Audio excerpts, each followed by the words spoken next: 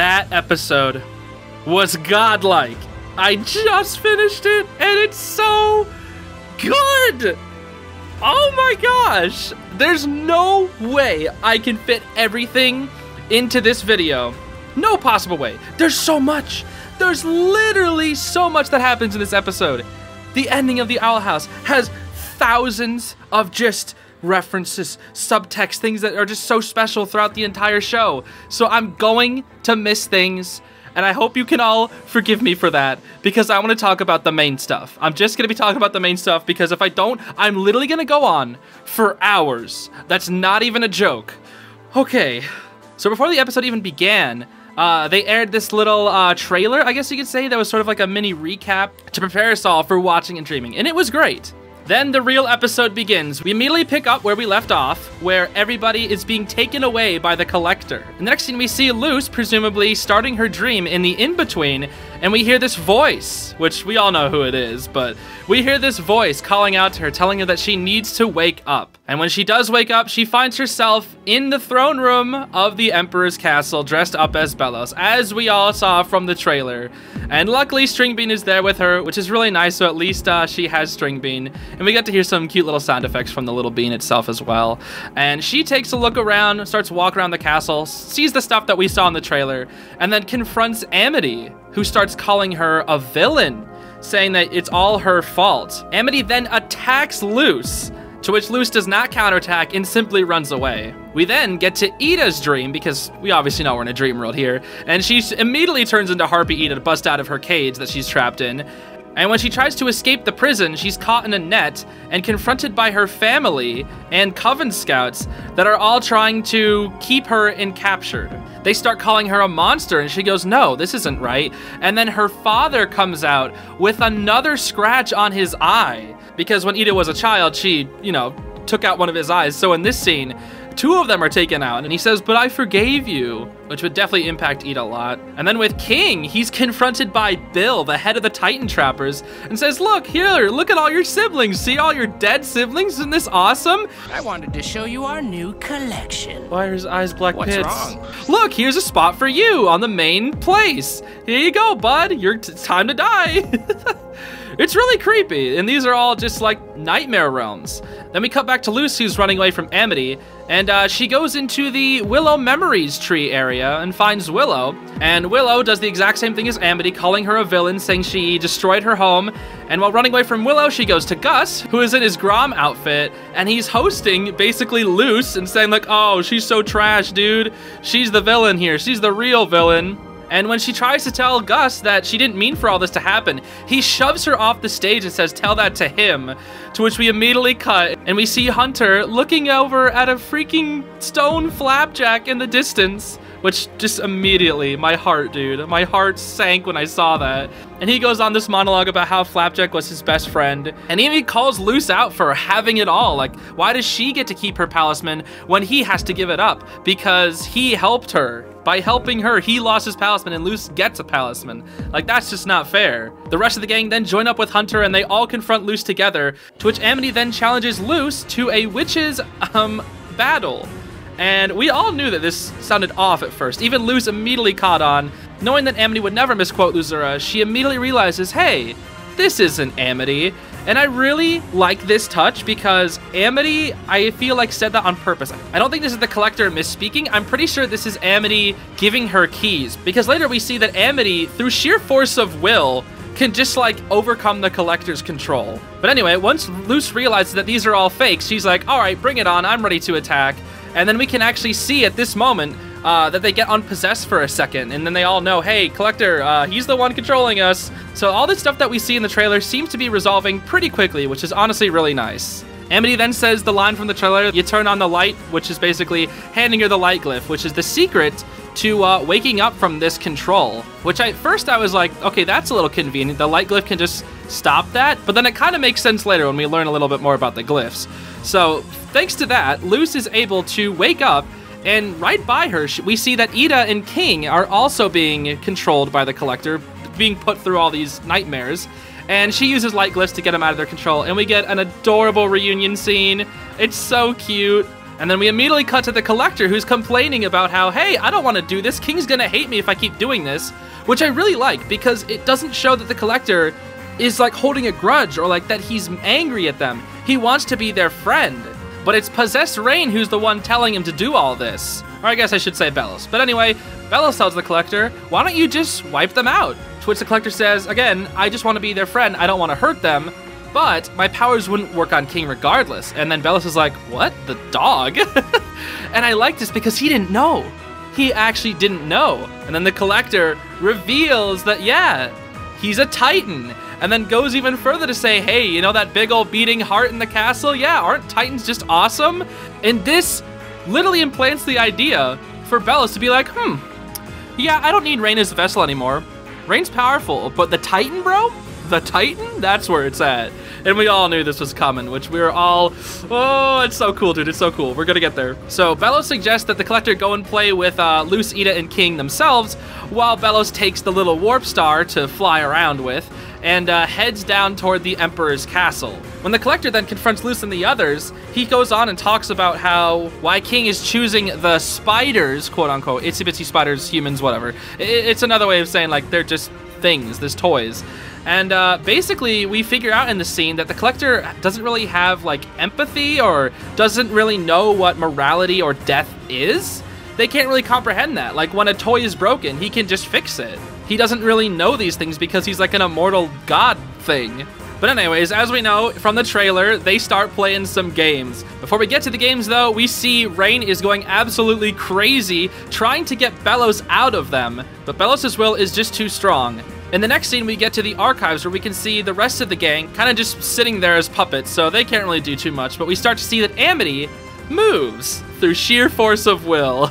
We then get back to the Collector and Luz, and they're going through all the Collector's games. There's Pac-Man, there's Marbles, there's Jenga, all sorts of silly little games that perfectly encapsulates that the Collector isn't really trying to hurt them per se, but if they end up getting hurt, it's like, oh, it's whatever, I can just fix them later. But luckily, they're able to overcome these games. Luz is able to stab the Collector's tongue with String Bean when he eats her. King's able to roll his marble and make the Collector trip over, and Yda's able to use her Harpy Yda powers and blast the Jenga tower back onto the Collector. Then, after seeing Luz, Yda, and King's teamwork in action, he just sort of gives up and starts crying. It's really sad, honestly. I just wanted to give a big ol' hug at this point. To which Luz immediately tries to go over to the Collector to start befriending them. Yda's a bit hesitant, but King's like, nah, if anybody can do it, Luz can. And she gives a big ol' smile to that. And it's in this scene when we finally get to hear some more lore about the Collectors, or I guess they're called the Archivists. They're the Collector's older siblings, and they basically said, hey, why don't you go down there and play with all the Titans and whatnot? And he was like, okay, I did. So he goes down and plays with the Titans on the Boiling Isles, or this planet, I guess. And he has a good old time. He says he especially liked the baby Titans because he got along with them so well. But the Archivists were scared of the Titans' powers, so they started taking them all away. And then the final Titan, King's dad, the Boiling Isles, seals the Collector away in fear that they were the one causing all the Titans to disappear. So the Collector was just a victim. It was just all a misunderstanding, and it's so sad because he was lonely all this time for something that wasn't even his fault. He goes on to say that, oh, I showed them, even after everybody lied to me, I still found King, the last Titan, and now he's my friend. And he says, I don't even care if it's a pretend friendship. I'll keep pretending as long as I want. To which Luz responds, you don't actually want that, do you? And he's like, what do you know? And this is when we get the start of the scene where Yda, King, and the Collector, they're all like, yeah, we were all outcasts. We know what it's like to feel lonely. And this starts the connection that really helps the Collector grow. To prove to the Collector about their friendship, they decide, hey, why don't we show you, like, actual proof of our friendship? To which Luz pulls out a bunch of photos that I guess she just has on hand, and she's gonna show them to the Collector. But before that, we cut back to Rain and Belos, and Rain is absolutely fighting back against Belos, doing really well. But Belos immediately gives up. Once he's gotten down to where he needs to go, he gives up on Rain and makes his way to the throne room.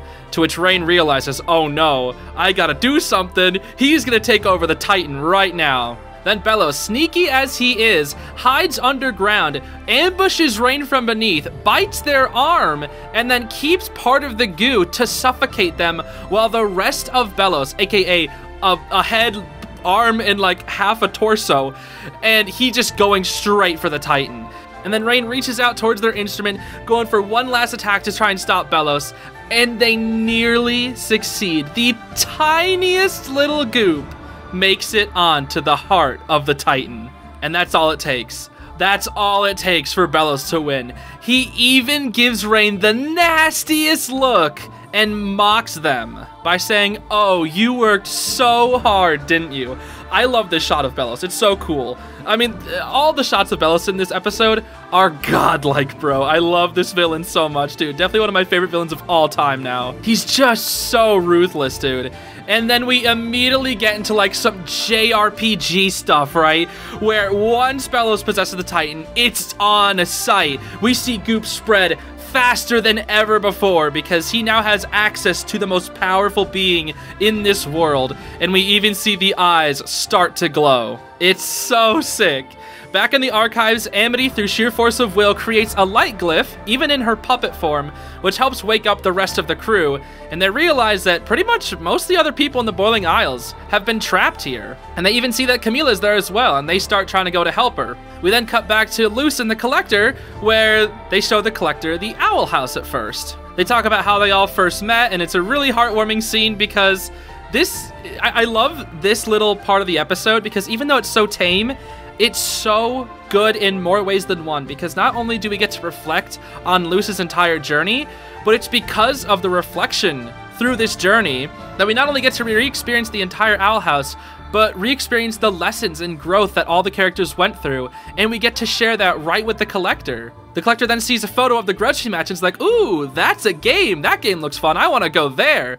So they immediately head to the Grudge match, and Luz and Ida and King have some silly banter while the Collector looks a little sorrowful off in the distance. He then spouts, "Maddie, freaking Maddie, bro. Maddie and his goons." And once the Collector's like, "Hey, want to be my Grudge friend?" and like the creepiest little smile, but also adorable, Maddie runs away just immediately, which is perfectly in character for Maddie. Oh my gosh, I love Matt so much. Oh, he's so funny. But the Collector is obviously quite hurt by them running away, so he decides, I want to go someplace else, to which Luz hands him the photo of the knee. And they make their way up to the knee where Luz shows the Collector how she learned ice magic. And this is where we get a pretty big reveal drop, where we learn that the glyph magic is actually Titan magic, which is so cool because it works, right? There's been this talk about the Titan and the glyphs and how they're connected, right? I thought it was just some sort of side thing, but no, they planned for this, right? Literally, the Titan showed these things to Luz because she was such a good person, whereas Belos couldn't find the light glyph, right? Or he was like, "Oh, it's almost as if the Titan wanted to hide it from me." Because he did. Straight up, he did. We'll get to that later, but he literally did. Oh, it's so good. After a little more conversation about the glyphs, the Collector asks, "Oh, did you force them to be your friends too, like Lilith and Amity?" And they're all like, "No, we didn't force them to do anything." And it's like, yeah, their relationships were complex at first because they were enemies. They started off as enemies. And Luz says, "No, all it takes is a little kindness and forgiveness to make these relationships work out." And the Collector's like, "Oh, kindness and forgiveness, huh?" And this is where we can see the turning of the tides in the Collector, where they're starting to finally learn what it means to be immortal, I guess, is the easiest way to put it. But before they can get any further, there's breathing, there's rumbling, and we know what's coming. The Collector hears it first before anyone else, and then they know it's Belos. We then get this awesome shot of so many different places in the Boiling Isles immediately getting taken over by Belos, and it's so cool. The design of the Titan, it just looks so jaggedy, dude. There's just Belos goop everywhere, eyes everywhere. Belos sees everything, and it's so cool. It's so freaking cool. It's just, oh, it's so amazing. I love this design so much. They then get back to the castle, which is completely covered in goo, and we see a hand reaching out of it. And then the skull forms, and we see this Titan Belos, which is straight up just like, bro, this is a JRPG final boss. This is a Fire Emblem final boss. If I saw this boss in freaking Fire Emblem, I'd be like, yeah, that's a final boss. This literally looks like a final boss from Fire Emblem. That's not even a joke. I'm not even joking. There is a Fire Emblem boss that literally looks like this. His name is King Garen, and he's goopy, and he has a soul thing in his chest. Literally, King Garen and freaking Belos are the same because they're both goopy and they're both... I'm gonna stop talking about Fire Emblem, but you get what I mean, right? This is so cool. It's like straight up a freaking video game final boss, and I absolutely love it. This is everything I could have asked for, dude. It's so hype. Luz then asks a very important question of how did Belos even get here without a body? To which the collector picks up Rain's earring, and then they immediately know what happened. They knew that Rain was possessed, and that's all it took. That's all it took. You didn't even need to like say anything. There was no words at all. It was just, yep, you found their earring, and it's like, yep, that was Belos the whole time. So the collector, being very angry about this, goes to try and stop Belos. And we immediately think here, right? It's about to go down. The collector versus Belos rematch. Here it comes. And then it doesn't happen. The collector takes Luz's words to heart and instead gives him a hug. All Belos needs is a little kindness and forgiveness. Which I was like, no, that's the one person you shouldn't do it against, buddy. Oh, it's so sad. Even it's like it's such a funny moment because like everyone's face is just kind of like even Bella's like, what? It's so funny, but oh my gosh, the second the collector turns around, Belos takes his shot. He charges up his stupid freaking JRPG final boss beam, and Luz rushes in to save the collector, and she barely makes it in time, defending the collector. And then the collector, which, this scene is so cute, starts being so sad, like, what? But I thought I was doing the right thing. Luz then responds by saying, no, you did good, but this is a little more complicated, because she literally did say, back up on the knee, that these relationships are complex. And then she says, don't worry, collector, I think it missed me. But it didn't. It didn't. It hit the tip of her hand, and that's when it happens. It creeps up through Luz's body. She starts glowing. All these lights start coming off of her, almost so similar to the light glyphs. And the collector starts panicking, wondering what's happening. Then Luz here, knowing what's happening, says that, well, Ida, King, I guess we're gonna be separated again for a while, but I still don't know what to say. And that hurt. That, like, was so painful right there. She doesn't know what to say. Luzura would know what to say in that moment, but she didn't. And the fact that she accepted it so fast, it's like she just mentally prepared herself. That's like, yeah, this is an ending that could happen to me. I could just fail. And at that moment, she just accepts it. And after being completely entrenched in this, I don't know, Belos coral, I don't even know what to call it, she completely disappears, evaporates into these little lights. String bean falls to the ground, and oh man, the lights start traveling across through the entire Boiling Isles, and we can see the impact of Belos everywhere. We even get a shot of Hexside with Maddie and the others, where we can see Belos slowly creeping in, making his way inside while the lights are passing through. The lights then make their way all the way up to the archives, and when it passes by the gang, they're like, oh, I wonder what that is. But then especially Camila, we can see her tears, and that hit me so hard because it's like in her heart she knew that was Luz. And that hurt, dude. That really hurt. That moment right there, seeing Camila. Oh, it was so sad. And that's not all. Ida and King, upon realizing that Luz is gone, oh man, Collector tries to bring her back. Like, oh, like the toys, right? I can just fix her, no problem. Snap, snap. It doesn't work. And they're quite confused. Why isn't this working? Why can't I bring her back? And that right there is a really good lesson for the Collector to learn. While the Collector's busy panicking over Luz, Belos takes his shot, goes for his beam, and King rushes in to save the Collector. And we know at this point that he wasn't possessed. When I first saw this in the trailer, I was like, oh, maybe they're under the influence of like some thing. I don't know what's happening here. But he's not. That's just King defending his buddy. We even see this ball that he defends him with, which we'll get on more later. This strange ball with a bunch of glyphs on it.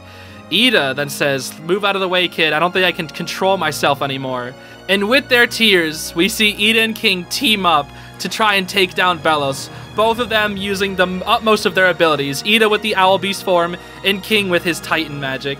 And it's so good. And we see that King is mainly just maturing here.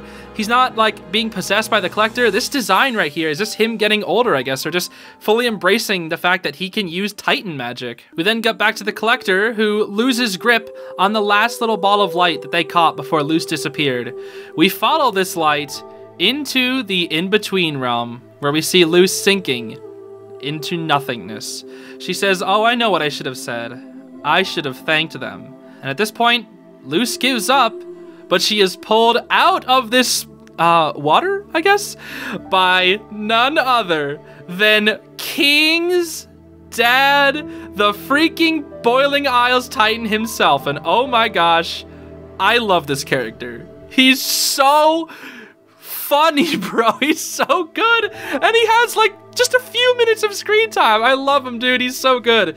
Oh, this is the perfect moment in like the hero's journey where things start turning around, where the JRPG hero falls and then is brought back by a god or something. It's like, I swear, this is like the climax of so many video games that I've played. It's like Fire Emblem, guys.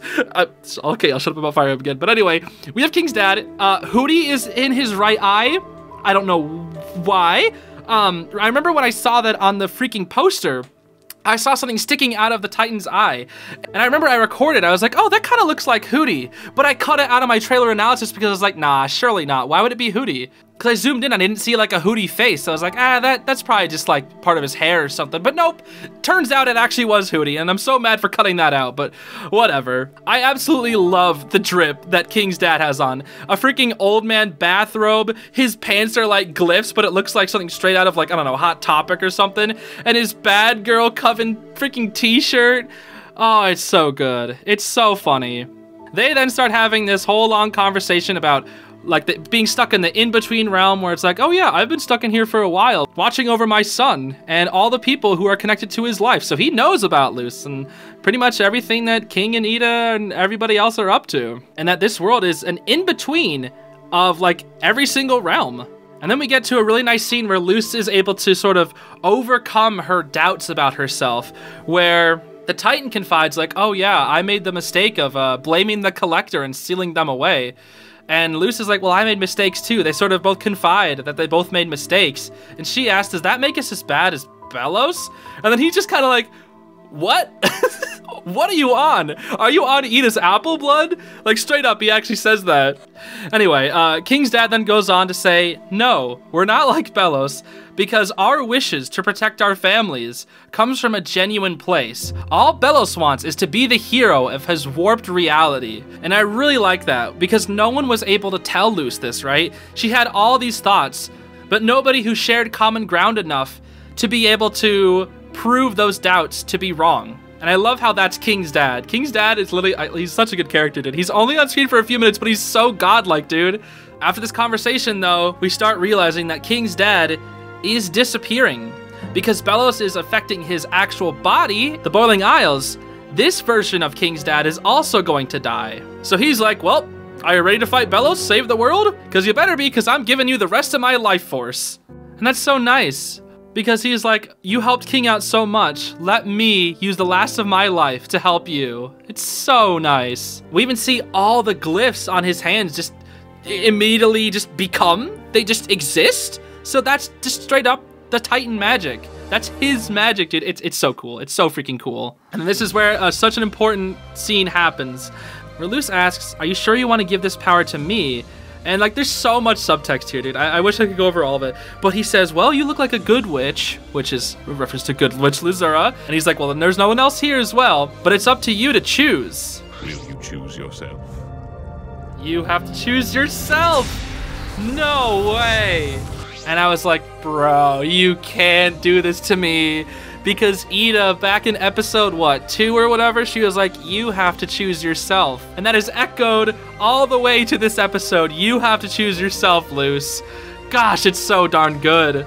And in the end, she does choose to accept the power. But she's like, no, wait, hold on a minute. Are you okay with this? What about King? Don't you have something to say to him? And he's like, oh yeah, I guess I do. He pulls her in for a whisper. But we don't get to figure out what he says, but it's pretty funny. Even Luz really likes the idea of it. It's like, oh yeah, I'm sure he'll love that. With that, she accepts the power, and we see the Boiling Isles skeleton, I guess, sink back down underneath the water of the in-between. And that is the end of that mortal meeting God scene that happens at the end of every JRPG sort of scene. Anyway, we cut back to the archives with the group, and they're waking up Camila, and they start realizing that the archives are in trouble and that they need to get everybody out of here. But when they try to use their magic, they're completely exhausted, which, again, works in two really good ways here. Camila immediately recognizes, you guys have been going just non-stop for so many days. You're so tired. That's why your magic powers aren't working. It's not any magic disabling. It's just the fact that you're exhausted and your kids having to go through this. Again, echoing the fact that these characters are still children. And after they start worrying about Luz, Camila even reassures them that Luz is too stubborn. She'll find a way to make this all work. It's so good. Like, Camila herself is crying as well. She probably has, you know, her own doubts. She's worried about Luz, but she trusts in her daughter and realizes that, hey, we can still help out here too. Why don't we use the glyphs? Because if you guys are so tired, why don't we use the glyphs?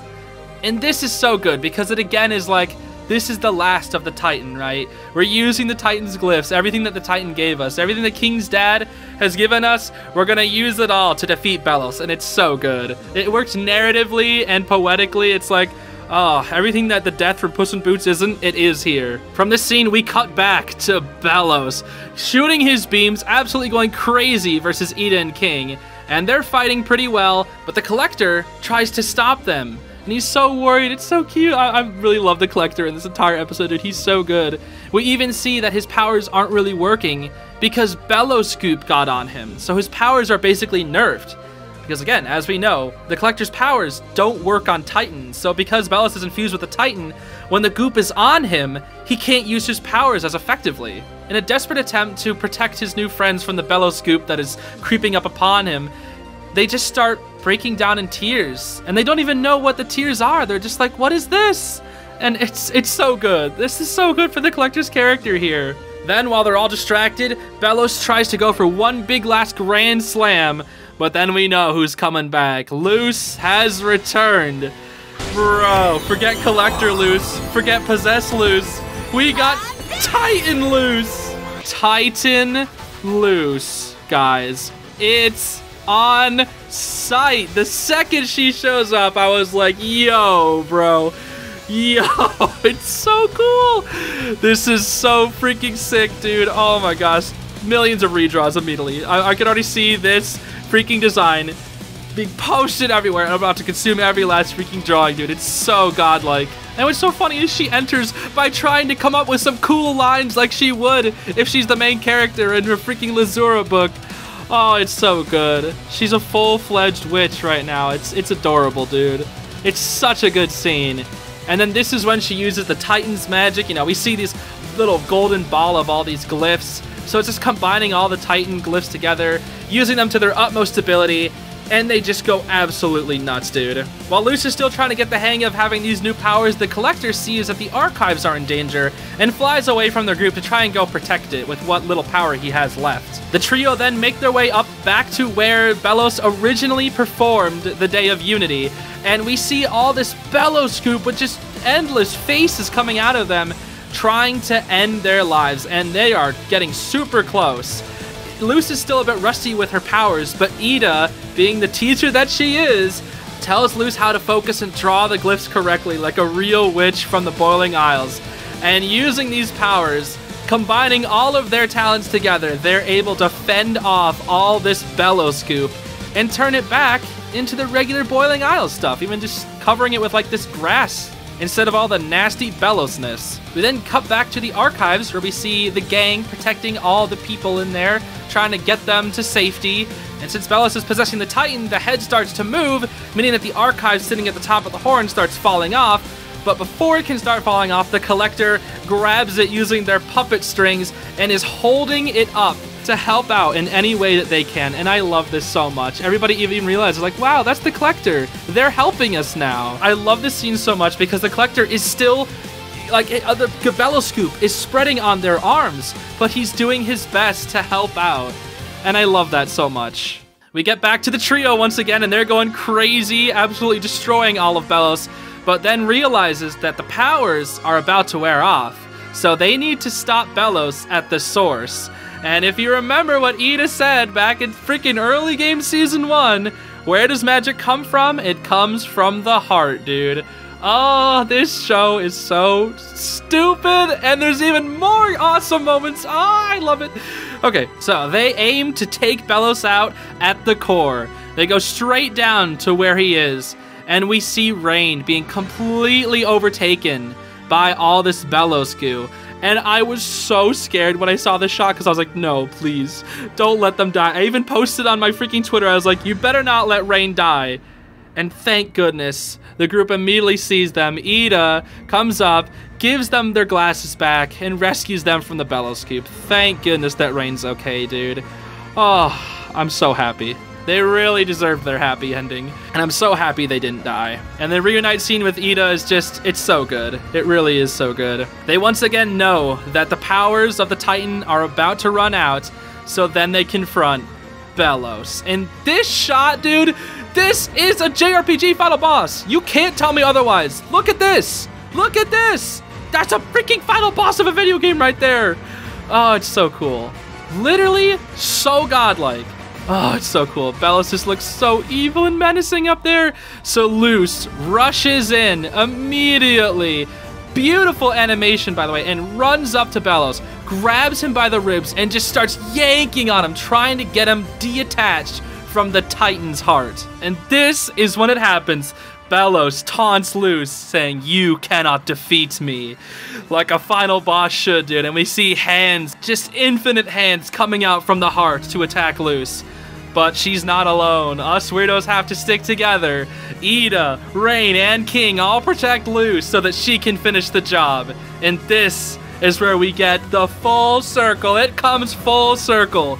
Do not underestimate me, Belos, for I am the good witch Luz, child of the human realm, student of the demon realm, and warrior of peace. And it's coming, you know it's coming. We see shots of every last single character trying their hardest. Collector's nearly overtaken by Belos. Everybody's going non-stop to defeat Belos. And then... Yes! It comes full circle. The words of Luzora echo into the final episode. Now eat this sucker, dude. It had to happen. It literally had to happen. It's so perfect. That's how you defeat him, dude. That's how you take out your final boss. Make your story come full circle in more than one way, in like 1,000 different ways. The animation was godlike. Everything was godlike about this scene. The boiling isles, the Titan, all the Belosness then begin to disintegrate. Everything starts going back to normal. The archives is placed on top of the Titan's skull. Everybody's safe. The Collector falls to the ground exhausted, and their arms are finally set free. Belos is disintegrating off their arms. I was really worried the Collector was gonna die, but they're all good. And when Amity and the rest of the group confront the Collector, he flinches at first, but then Amity reaches out a hand in kindness, and he takes it while crying, and it's so good. It's so cute. That's perfect for the Collector. That's so good for the little guy. The group then looks out over at the Boiling Isles and sees that Belos is completely disintegrating off the entire Titan. Maddie and the others come outside of Hexside and see the world being restored to peace. And then we get back to our main squad. Rain comes out from the ground, then Ida, and then King, and we see Luz standing over Belos one last time. And Belos transforms back into Philip somehow? I don't even know how he does this. Maybe using the last of his power, but he pleads with Luz, saying, oh, thank you, you freed me from the curse. And this is just, you know, she knows, dude. She knows that this is all just one big lie, bro. Belos never stops. He never stops. He pleads with Luz, human to human, the only two humans, well, I guess Camila, but the only two humans right here. The two ones with the most influence on the Boiling Isles. But Luz isn't having it. She stands there, just watches him, saying nothing. He gets on his knees, and then the boiling rain happens and starts revealing his true form for what he really is inside. He is not Philip. He is not Belos. He is simply a monster, and his face melts away, and it looks so cool. Gosh dang it, dude. Monster Belos is the greatest thing this freaking show ever had. Such an awesome villain. And when he pleads with Luz for help, Luz could defend him. She has the power right now to do it. She could help him out. And he keeps walking toward Luz, grabs onto her leg with the last of his power, and says, we're humans. were better than this. And in this point in time, neither of them are humans. Belos has gone completely beyond humanity to an awful, evil murderer, while Luz has embraced her inner demon realm by literally having Titan Luz right now. And it's so good. All she does is step away. She just takes one step back. It's like, nope, I'm not listening to you, Belos. And at that point, they could just let him rot. He did this to himself. He could just die to the boiling rain. But no, Ida, King, and Raid come up and just they just stomp on him till he's gone, dude. Oh my gosh.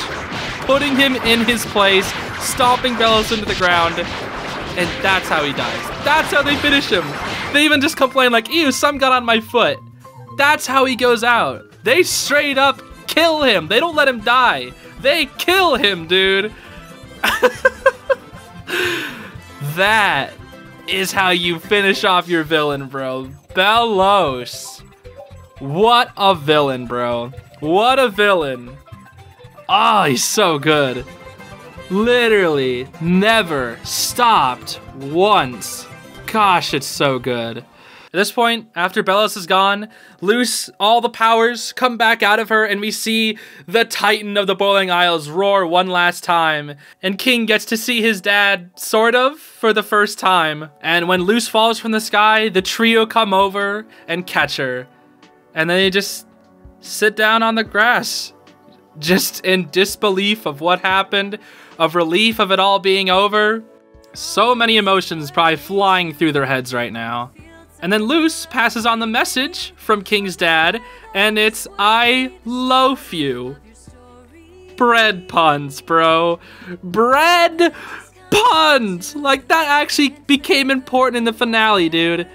Oh my gosh, what a callback. So many callbacks to the beginning of their journey, the early episodes of season 1.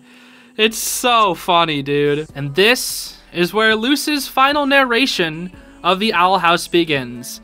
We start to see everybody in the Boiling Isles back in their sort of original state. There are some things that have changed thanks to positioning of the Titan and whatnot. But the Collector helps everybody out, getting out of the archives, you know, turns them all back to normal. And everybody starts reuniting with their families. Amity rushes over to Alador. Thank goodness we get Alador in here. They have a nice little family reunion. We can even see Odalia standing off to the side. And that's it. That's all for her character. That's the last we see of Odalia. And for good measure, that's it. That's the last scene. They don't give her anything else, and she doesn't deserve anything else except for standing off to the side. That's it. That's all you get, Odalia, you trashy human being.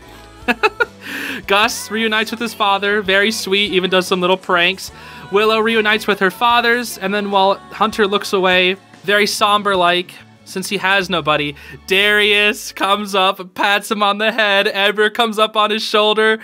I loved that so much. It's like there's his family, dude. I love that they, you know, came full circle with Hunter and Darius as well. There's so many parallels between Darius and Belos as well. Oh, it's so good. And he even shows the wolf shirt to Darius, and he's like, ooh, not bad, not bad. Wolves? Well, what are wolves, though? Oh, it's so good. I'm so happy that they got that scene. We even got Princey B coming back, dude. Scar's freaking people are back, too. Everybody's all safe. We even get a shot of Tibbles also, only from the back though, not that I care. We even see Terra and the other Coven heads sort of reaching toward the empty throne. They're like, oh, well, why don't I take over the Boiling Isles? But Darius and Eber are like, that's not happening. You best step off that throne right now, dude.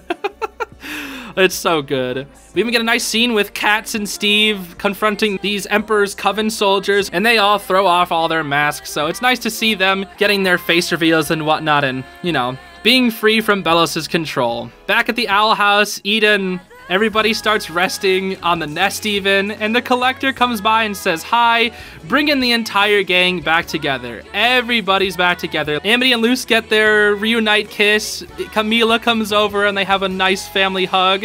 Ida and Camila finally meet. No words spoken between the two, but they finally meet, and Camila just pulls them into this great big hug because she knows how important they are. The Collector also goes up to Lilith and gives Hootie back to her, and they have their reunite scene, and we get what I want to call Beauty Hootie. Yas, Slay, all those other terminologies, Queen, Gaslight, Gatekeep, Hootie, Boss. I don't even know what I'm saying, but Hootie's back, dude. You'll love to see it. My boy's back. Oh, it's so good. And then we learn of the Collector's fate here. The Collector did find Francois and gives Francois one last hug before giving it back to its rightful owner, to which King is very happy about, and the Collector decides that they need to return to the stars to do some more growing up. They have a lot of growing up to do, that's for sure. But this scene nearly brought tears to me, dude. I didn't cry in the finale, but this scene almost did it, dude. The Camila tearing up when Luz, quote-unquote, died earlier, that nearly got me to tear up. This scene did too. But when King learns the Collector is going back home, he gives him Francois. And that's so nice. And even lets the Collector know that I hope I see you again one day, and gives him a hug. And we see the Collector just having this nice little adorable face.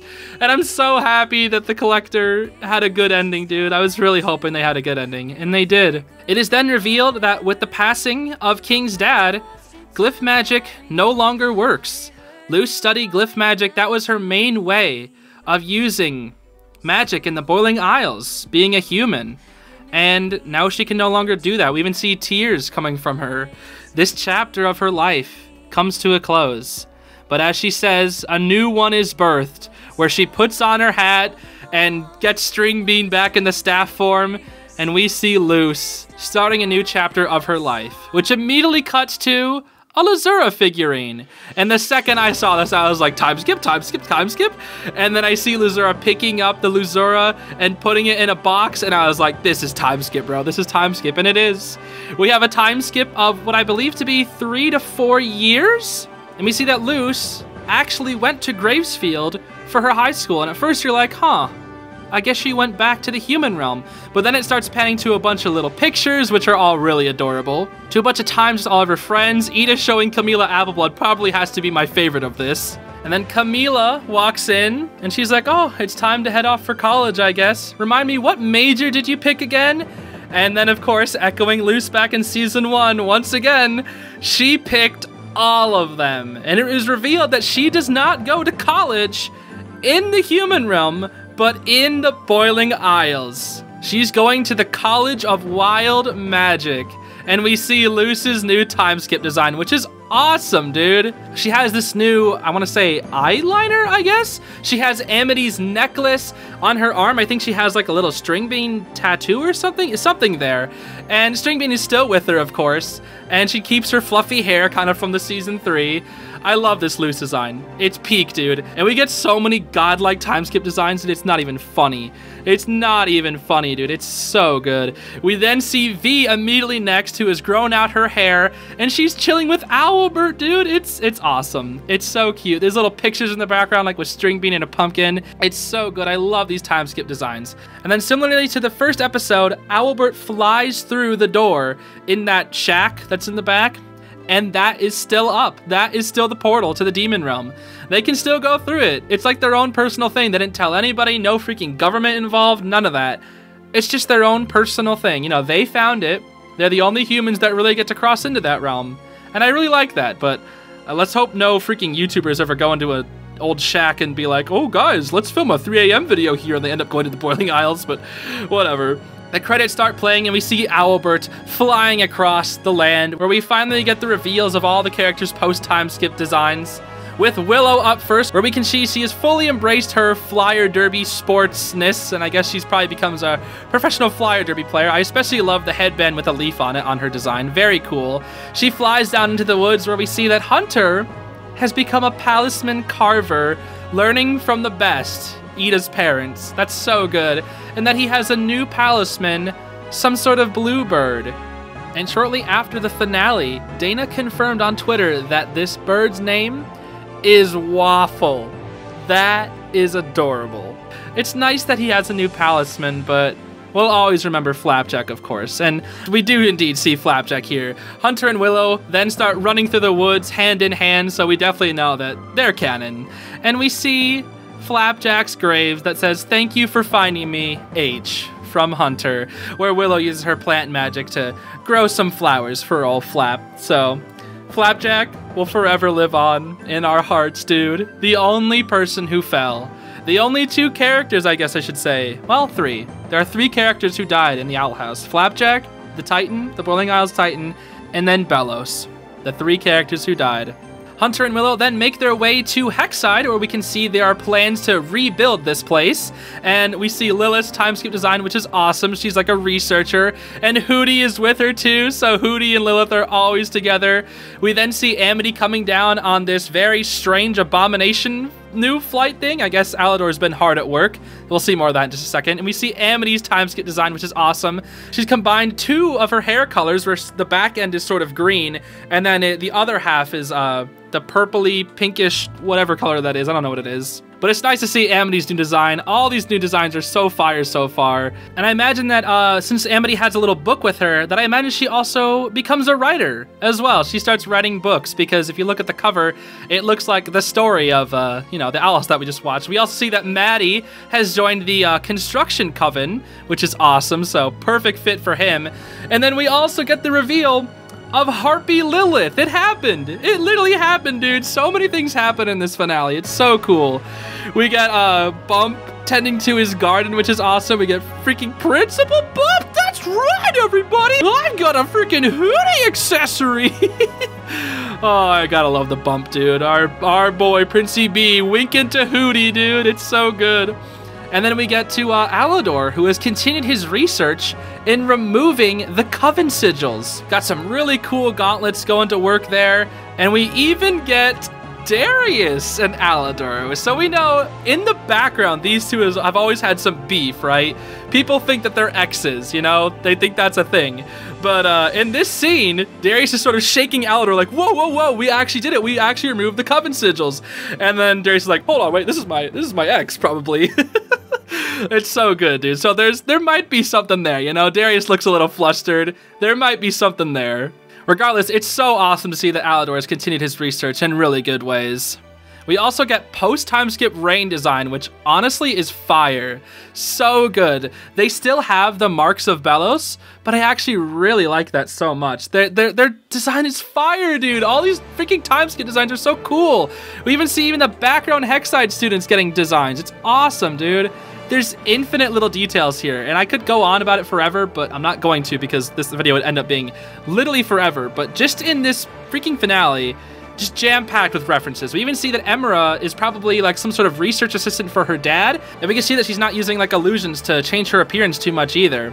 And when I kept seeing this scene, I was like, yo, where's Edric, bro? Where's Edric? I don't know. It's really nice getting to see all these characters coming together. They really have their happy ending. And after some more shots where we can see what the new Boiling Isles looks like, we can see the University of Wild Magic. This is so good, dude. Ed is like a professor now. I was so happy to see that. Oh my gosh, Edric became a professor, and so did Gus. And so did that guy from the Looking Glass Graveyard. The old guy, he's back too. But Gus, dude, his design looks so good. Seriously, dude, these timeskip designs are so fire. He even pulls out a paperclip referencing how he likes human stuff. He's literally teaching a class called the Demon Realm Human Realm Exchange Program. It's so cool. Literally so freaking cool, dude. He has the first-hand experience, so he's just doing what he loves. It's, this ending, bro. And then when we get to the top, we see that Eda comes out, the headmaster of the University of Wild Magic, Eda herself, who didn't think that she would make for a good teacher, but she fully embraced it with a freaking pirate hook in hand, dude. Or lack thereof. I love this Eda design, so cool. It like fully embraces that she's become like a headmaster, but also still retains her, you know, rambunctious, chaotic self, dude. Oh, it's so good. And we can even see some lovely pictures in the background of her and Luce and everybody else. It's just, this finale has so much love and care put into it in these final scenes. We even see King, who is a little bigger, not by that much, but his horns have grown larger, he's a lot fluffier, and the little amulet he wears says KC on it, which I can only guess probably means King and Collector, so it's like a little friendship necklace there. And then This scene was so good. Luz getting brought into the Boiling Isles where she sees everybody hosted a quinceañera for her, which is for her 15th birthday that she missed because she was helping everybody rebuild the Boiling Isles. And now, since the Boiling Isles is finally in a stable state once again, they can have a party for her. And it's so good, dude. Everybody's here. All of our favorite characters with their new designs that hardly ever get to be shown up. I like how they even call it a pun with King Senyetta. It's so good, dude. Literally so good. They even gave V 2 time skip forms. Her slug form, I guess it's kind of similar, but her hair is longer. It's like, dude, they went all out, bro. They put in even so many freaking background characters. I love, it's so good. Oh my gosh, it's so good. And even in this freaking shot, Maddie looks like he's photoshopped in. See how many characters are on this shot? Look how perfect they are. Why does Maddie look like he's photoshopped in? Why is Basha even there? Why?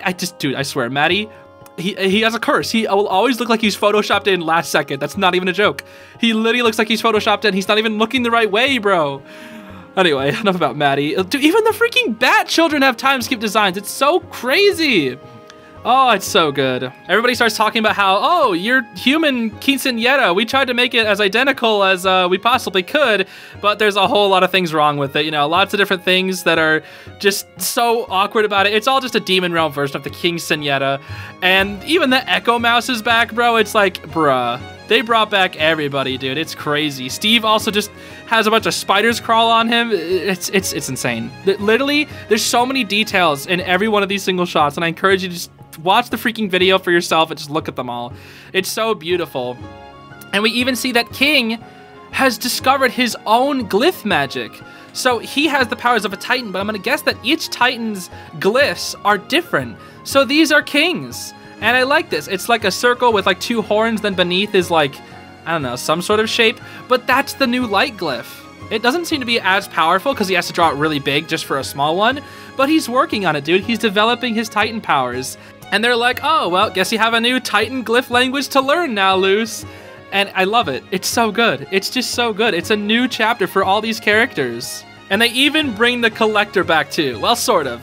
King says, hey, the Collector was in the area, and he wanted to do something special for this quinceañera, to which we don't actually get to see the Collector, to which he makes this beautiful shooting star, which everybody watches with glee. We get a big old shot of everybody looking hand in hand. It's so good. And then Luz gets to tell Eden King what she wanted to earlier, says thank you for everything. You know, literally what she wanted to say early in the episode, she finally gets to say that. And then they all take their hands with each other and say, weirdos, weirdos. Because the weirdos gotta stick together, you know? And then this scene was such a perfect comedic way to end it. Once Luz realizes that the shooting stars are almost up, she's like, oh, we gotta do this. Hold on now. We gotta finish this. And it's like, on 3, everybody. 1, 2, 3. 3! Bye! Really? Bye! From freaking that, dude. I can't believe they actually went with the bye to actually say goodbye to all of us. Why does Maddie look like he's photoshopped in again? I'm over it. I'm over it, bro. Literally all the characters, bro. Except for Odalia. And, like, all the characters that we hate. But, like, it's so good. This is our final goodbye to all the characters in the Owl House. And we get to see all of their beautiful time skip designs. It's so good. And that is it. That's it. That's the end of the Owl House, dude. That is the end. And you couldn't have let it end any better way. This was an absolutely beautiful finale. Actually godlike, dude. And it's over. It's finally over. Nothing lasts forever. But this finale had so much love. I'm getting a little teary-eyed. I'm not crying, but I'm teary-eyed. It has so much love put into it. You can really tell that Dana and the team went all out on this finale. And it shows. It really shows. And just like on a personal level, dude, as somebody who has experienced similar stories, like I kept screaming about Fire Emblem, but it really just kind of gave me those vibes when it came to Belos being like this huge, you know, monster Titan. I kept wanting to see, you know, I made that freaking theory video however long back about Belos possessing the Titan, and it happened. It happened. That was the perfect way to do it. The stakes could never be higher, dude. And just the emotional beats were all there. The Collector was such a good character, never a villain. Just a misunderstood kid who just didn't understand the world. And Lucia's journey of all her growth was perfectly foiled into the Collector. Like those two characters are literally so good. They're so good. They bounce off each other so well. And Belos as a villain, just never stopping, never giving up, going to any length necessary to win. And just the flashiness of freaking Titan Loose and the callbacks, the infinite amount of callbacks, dude. And then the time skip designs, bro, how fire they are, and how everybody's living their best life, embracing just everything that they love. It's so good for these characters, man. And I know I need to end this video, but I just don't want to stop talking. I'm going to be streaming later today to talk about the finale with you all, because it's just so darn cool. If you want to watch the live stream back, if you're watching this in the future, definitely go check out the link down in the description below. I'll link it, because we're all just going to be talking about the finale and freaking out and just sharing our thoughts. It feels so unreal, I guess. In a more personal way, I've invested so much time into this show, similarly to what I did to Amphibia, and it's been nearly a year since I started this channel, or I guess reset this channel. And now I'm sitting at 72K subscribers. And it like the growth that I've gone through with this show is just really something on a personal level. And even just the last 3 weeks, doing the Hunger Games, doing the 2 video contests, doing all the other things for my other channels, I burnt the candle at both ends for 3 weeks. And today was like the finale, right? Everything ended today. So weirdly enough, like all the jobs that I had to do across all the different things, it all ended today. It was just like the perfect finale. And in just 4 days, on the 12th of April, it'll be 1 year that my channel has been around. And it's like perfect timing, dude. It's so poetic for me, at least, I guess I should say. And I know I need to end this video. I just keep on rambling, but this show is just so special to me in so many different ways. And this finale was just godlike. It was just godlike. I'm sure I'm not going to be stopping making any Owl House content for quite a few more months, because there's so much left to talk about this show. They even made a joke about a spin-off earlier in the episode, so maybe there's hope for that. I doubt it. Dana has left Disney TVA. I think there has been interest in continuing the Owl House in some form, but I'm not really sure. We'll just have to see what happens with that. But for now, the main story of the Owl House has finally come to an end. And what an ending it was. Just absolutely beautiful. So yeah, I'm going to end it there. I'm going to finish editing this video, upload it, and then we'll start that stream. Then I'll take a nap, because I have maybe got 8 hours of sleep in the past 5 days, but it was all worth it for this finale. So yeah, I guess I'll see you all later, everybody, and I hope you have a great rest of your day. Thank you all so much for watching. Bye!